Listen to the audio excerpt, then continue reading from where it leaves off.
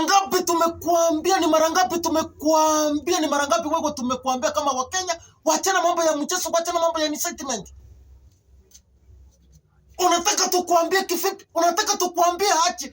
Wewe ndugu yetu Rigathi Gachagua, mimi nakuuliza, tunataka tukuambie namna gani? Hivi machozi ni maneno gani umetoa katika kinywa chako? Na hiyo maneno tumekukanya, na hiyo maneno ndio ilifanya ukaimbichiwa parliament pamoja na senate, ukaenda nyumbani tu. Watu wakasema huyu mtu mmefanya vizuri, ameenda huko kwake huko Madira kwenda kulima waru na cabbage pamoja na vitu vingine. Kwa hivyo Wakenya si waongo. Kwa hivyo wachumbe wale kuimbichi si watu hawana akili, ni watu wako na akili. Walikuangalia wakakuona kwa nini sahi, kwa nini na kuuliza kama Mkenya, kwa nini sahi umeanza kutoa maneno machafu kutoka kinywa chako? Wewe Rigathi Gachagua, ni mara ngapi sisi tumekuelezea? Ni mara ngapi? Nakwambia ni mara ngapi tumekuelezea wewe Rigathi Gachagua? Waachana mambo ya mdomo, waachana hiyo maneno ya mdomo, inaweza kuleta incitement katika nchi yetu. Wakenya wetu waanze kupigana. Wewe mtu msima, mtu mwenye ambapo uko na akili, wewe ndio nasema, wewe ndio naambia ulimwengu na Wakenya, nawaambia ya kwamba eti mwaka wa 2027 itakuwa mbaya kuliko 2007. Hiyo ni mambo mbaya unaongea kutoka kinywa chako. Wewe unaweza fanya Wakenya waanze kupigana kwa sababu yako wewe. Kwa nini unatukumbusha kidonda? Ile uko kwa tumbo yetu sasa, kwa nini unatukumbusha? Wewe Rigathi Gachagua, mimi nakwambia, kwa maana ndio maana tulisema imbiti waenda nyumbani.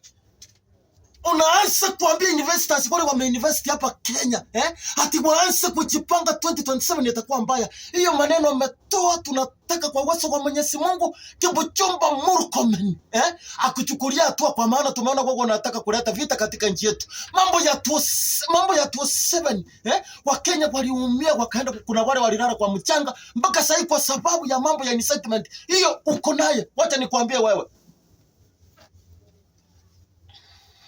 Kwa hivyo Kipchumba Murkomen, wewe ndio waziri wa interior, tuataka huyo mjamaa wa Mount Kenya anaitwa Rigathi Gachagua achukuliwe hatua kutoka na hiyo maneno anatoa katika kinywa chake, aenda akafungwe chere pangusho kabisa. Huyo mjamaa aende ndani akaenda kukaa huko.